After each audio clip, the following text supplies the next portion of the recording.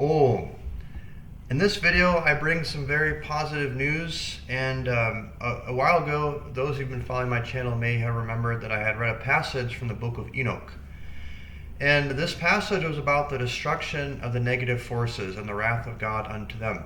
And what I had perceived around that time was that humanity has crossed into a threshold where those who are on this version of Earth that we are on right now are on the version of Earth of the ascension, and that the negative forces have actually been defeated already. And what we are seeing in the world now are actually representatives as a controlled demolition. They are not real people.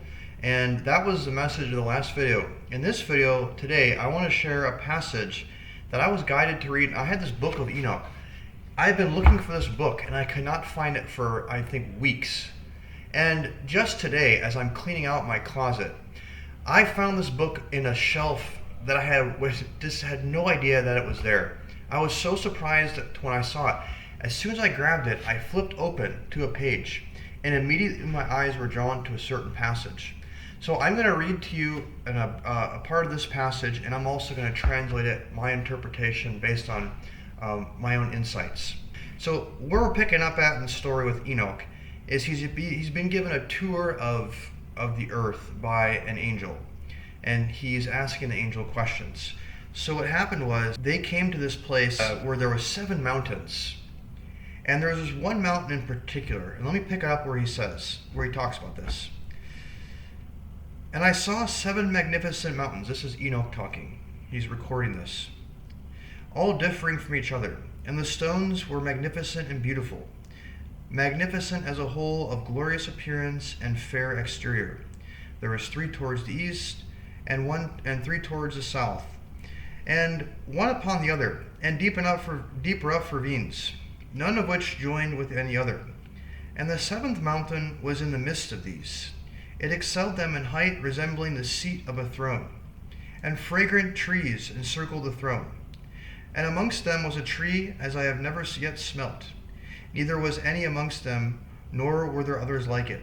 It had a fragrance beyond all fragrance, and its leaves and blooms and wood wither not forever. And its fruit is beautiful, and it resembles the dates of a palm. So what is this tree, and what are the 7 mountains? I'm going to continue after this. The 7 mountains I interpret as the 7 chakras. Now the 7th mountain, he said, is in the midst of these. So what is the 7th mountain? Is the heart, and what does the tree represent? Tree is an existence. It's think of it like a domain. So we're living in a tree right now. A tree has a seed, which is the initiation, the beginning, the concept, and then the tree, which is the how, and then the fruit, which is the culmination of that existence. So this particular tree, it is fragrant, and of the best fragrance. The fragrance is this air, this divine air, the divine aroma, the divine air, which is an indication of the space. So you have space, air, fire. So the air, is showing you the space is above all the other spaces. It's so beautiful, it has the best fragrance. And that none of the leaves and the blooms and the wood, they never wither. So it's eternal. It's an eternal space. It's like an outside. Eternal means truth. Truth is that which does not change. So the world we live in now, ups and downs, cycles. And this is because it's a dynamic place. It's not forever. But this place is the eternal, you can call it like the paradise, the heaven, that's also referred to in different ways in different traditions. Like in the Indian tradition, they'll call it Vaikuntha Loka, the place where you go, you never have to return. So this is where they found this tree. And then this is Michael, who's given him the tour, the angel. And Michael said to Enoch, Enoch, as Enoch's admiring this tree, how beautiful it is, how fragrant its leaves, how fair of its blooms, how delightful in appearance. And Michael said, Enoch, why dost thou ask me regarding the fragrance of the tree, and why dost thou wish to learn the truth? Enoch said, I wish to know everything, but especially about this tree. So this tree really captivated him. And Michael goes on to explain, this high mountain which thou hast seen, whose summit is like the throne of God, is his throne, where the Holy Great One, the Lord of glory, the eternal King, will sit when he shall come down to visit the earth with goodness. The throne of God. What is the throne of God? This is where, and the earth is the body. So when God descends, so to speak, or when God is activated or realized, he comes and sits in the throne in all his goodness, which means this is a symbol or a cryptic way of saying when God is realized by humanity. He is now sitting in his throne in all his goodness. Means all the goodness of God is now expressed and realized as yourself. He says, and Michael continues, and as for this fragrant tree, no mortal is permitted to touch it till the great judgment, when he shall take vengeance on all, and bring everything to its consummation forever. It shall be then given to the righteous and holy. So what does this mean? No mortal. What is a mortal? Mortal is born, die, born, die, born, die. So nobody in that condition who is not eternal, which means they're not established in truth, is allowed to enter into this existence, which is what the tree represents. Its fruit, and my phone is ringing in the background, which is quite an interesting omen. So it's like God's calling. Then it continued. It shall be then given to the righteous and holy. So those who survive the consummation, those who are right in their heart, who aren't evil, are going to be gifted this existence by the Lord. So when the Lord is realized in the heart, he takes his seat on the throne. This tree, this existence, is the gift. That means once God is realized, you get to live in an eternal world of paradise where nothing dies. It's the most beautiful existence possible. This is a very storytelling way of explaining this. It's all symbols. Its fruit shall be for food to the elect. Fruit means the fruit is the essence of this existence. All the desires, all the beauties and the pleasures. All this fruit of this space is now the food. It means food is what you take in through your senses, is another way of saying. So the beauty of the place, the tastes of the food, the way it feels on your skin, the food, the way the soul gets to observe. Because remember, God is seated inside of them. What the soul gets to observe is this absolute beautiful fruit of the perfect existence, culminates into the perfect expression. Okay. Then this is the most important part of the whole thing. This is the actual paragraph that I was guided to read. And then once I read this, when I flipped to that page, when I found it in my closet after like weeks, I went backtracked and kind of got some context. But here's what the core is, so listen to this part carefully. Then shall they rejoice with joy and be glad, and into the holy place shall they enter, and its fragrance shall be in their bones. You hear the sounds. And they shall live a long life on earth, such as thy fathers lived, and in their days shall no sorrow, plague, or torment, or calamity touch them. Then I, that's Enoch, blessed the God of glory, the eternal King, who hath prepared such things for the righteous, and hath created them and promised to give them. Let's break that down. Then they shall rejoice with joy and be glad. So why I opened this page, remember I started this video saying the first message was about the destruction of the negative forces, which has already taken place. And the evil beings in this world who are like the politicians and who appear to be these people, the old powers that were, are actually not real people. They're like sort of like, think of them like holographic stand-ins. They're there for a controlled demolition of this place because a certain order has to be gone through in order to get us to the end. Karma has to be, certain types of experiences have to be taken and learned before we can get to the end. Now, what this message is saying is the culmination. So what's been going on in my life and my current understandings of what's happening is we are basically on the brink with one foot in the door of that fulfillment, the realization of God's promises. Now I want to bring this into context. Such as thy fathers lived. What does that mean? So they shall rejoice with the joy and be glad, into the holy place shall they enter. That's the holy place. That's the tree, that's the divine realm, that is the God within them. The holy place. The holy, defined holy means God. What is God? Truth. That which doesn't change. The absolute perfect reality, pre all the conditionings built on top of it, which creates the dynamic, the need for this, the die and reborn. It's pre all that, the primordial state. Such as thy fathers lived. This is a reference to the first beings that were created pre the fall, prior to the fall of consciousness.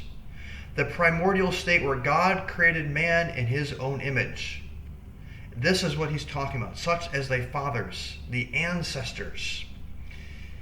And in their days shall no sorrow or plague or torment or calamity touch them. We have crossed the threshold of the duality, where you have to have good and you have to have bad. So any good also has equal opposite bad. This is a state, a condition of truth, where it is perfection. Complete perfection. Perfect goodness. And then he says, then I, Enoch, blessed the God of glory, the eternal King, who hath prepared such things for the righteous, and hath created them and promised to give them. Who is the God of glory, the eternal King? What does that mean? And what does he mean, I blessed it? Enoch, the individual consciousness, blessed his soul. What does it mean, blessed? He loved it. Love is the blessing. Love is the power. Love is also the binding. There's a lot of secrets about love. It's not just a Hallmark card, sort of a fluffy bunny rabbits thing. Love and power. Let me say it this way. Love and power are synonyms. Love is the power. Love is the blessings. So by loving himself, loving his true self, the individual Enoch, loving himself as God, he blessed the God of glory, the eternal King. So he blessed himself by loving himself as his true identity. Who hath prepared such things for the righteous, and hath created them and promised to give them. The promise of that internal being, that beingness, the state of consciousness, that transcendental state of perfection. Promised. It's a promise. The promise is, once you realize this, what is promised to you is the kingdom within, which becomes the kingdom without, which is the paradise, which is this tree. It's all the same thing. So the promise, it's been created. The eternal King has prepared, created, and promised to give. Prepared, created, and promised to give. It's already all within you. So what is the main message of this video that I want to share with you today? It is a very positive message for all those who are watching this, for the righteous, and for all those who are hearing this in the ether who are not necessarily watching the YouTube video. This is a message for all the souls here on the earth plane, the souls of light, the children of light. The time has come to begin the realization of the kingdom, or the heaven. Let thy kingdom come to the earth plane. Heaven is not necessarily up into space. The kingdom is coming here, or we're going to the kingdom. However you want to say it. The kingdom is a certain space. It's a state of beingness. The kingdom is when you have realized yourself as God I am. And that is the kingdom. That's what Jesus said, the kingdom within. It's the kingdom inside. And what this message is for everybody. That state is upon us. We are in the very, very final times where some of you who have already been preparing yourselves and have been doing the work are going to start realizing this divine retirement, this divine paradise. It is upon you. Those who have not, you will be brought to this in a very, very quick way. You will be shocked when you go back and look at this a month or two from now, 6 months to a year. You're going to look back and say, holy crap, my life has changed beyond, I never could even imagine this was possible. So that is what is upon us. And the message, ultimately, the culmination of the entire message is to bless the eternal God. Bless the God of glory. What does that mean? Love yourself. The main message of this video, I said all of that to say this. Love yourself. That is the fast track to getting this tree, the existence, and enjoying its fruit. All that is to be perceived. Loving yourself as who you are. Who are you? You have all kinds of filters that are giving you your individual expression, which is fine. You can keep the individual, but know that who you actually are is God. God is what? The truth. The truth is that which does not change. It is the state, the primordial state of absolute perfection. Before the fall, what does the fall mean? The fall from that continuous state of perfection into a state of duality, where you have good and you have evil. You have suffering and you have pleasure. And we're leaving that duality state and we're going back to being reestablished in the state of perfection, the state of truth, the state of godliness. Godliness, good God, goodness. Everything that you enjoy, that you will not have a want. No problems or suffering can touch you. This is where we're headed, and we're already there. That I'm even talking about that this concept is even coming into your field, this information, is indicative that it's already in the timeline, because time doesn't exist the way you think it does. Everything is simultaneous. When information comes in your field, it means the destiny of that information, the culmination, is already there. Bless yourself. And when you do that, your cup is full. And when your cup is full, you begin to overflow. And when you're overflowing, you can bless other people as well. Just by loving yourself, you're blessing everyone, because we're all the same. And it'll be easy for you to bless others because you will see them as not different than you. I hope this message finds you well. For those of you who have been going through it, know that there is the time is coming, that's coming to an end. And the way through is to love yourself. You have to go past the duality. You have to go past the suffering and remember who you are. You are not the suffering. You are the divine, the goodness, the primordial, the godliness. Be that.